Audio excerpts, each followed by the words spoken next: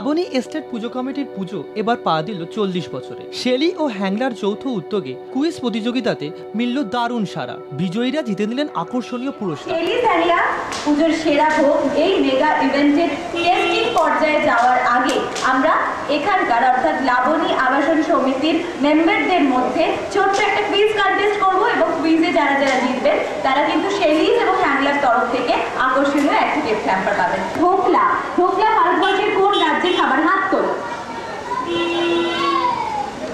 আচ্ছা এসো তাহলে। গুজরাট। এক্স্যাক্টলি, ঢোকলা হচ্ছে গুজরাটের খাবার। তোমাকে অনেক অনেক ধন্যবাদ এবং অভিনন্দন। তুমি একটু এগিয়ে এসে তোমার নাম বলো। Thank you. আমি অদিতি। অদিতি সামাদ্দার। অদিতি, তোমার কেমন লাগছে এই মুহূর্তে শেলি হ্যাংলার কুইজ কন্টেস্টে পার্টিসিপেট করে এবং উইন?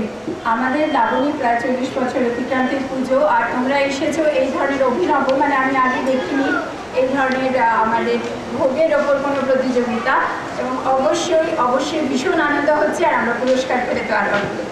অদিতিকে দেবো শেলিজের তরফ থেকে এই বিশেষ উপহার। অদিতি, তোমাকে জেতার জন্য অভিনন্দন। তোমাদের ভোগও নিশ্চয়ই কোনো একটা ক্যাটাগরির মধ্যে আসবে। আর প্রত্যেককে বলবো যে রান্না তো আপনারা করেনি, বাড়িতে রান্না করার সময় যদি হ্যাংলার সাহায্য নেন, হ্যাংলা ম্যাগাজিনের, তাহলে মনে হয় আরো ভালো হবে। এবং তার সঙ্গে রান্না যদি করে শেলিজের মশলা, তাহলে ব্যাপারটা অভিনবত্বের কোনো কম অংশ যাবে না, সেটা আমি বলতেই পারি। আমি একটা সহজ কোশ্চেনই করবো যে আমরা ল্যাংচা খাই, ল্যাংচাটা কোথাকার সব থেকে ভালো পাওয়া? শক্তিগড়। বড় বেড়ে। Right answer. তো ওনার জন্য একটা গিফট আমরা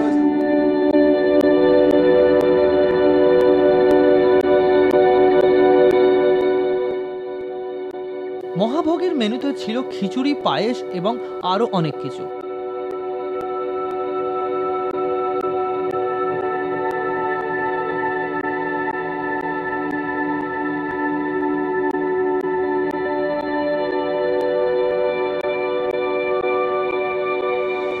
কেমন লাগলো সুবীর তোমার পুরোটা টেস্ট করে?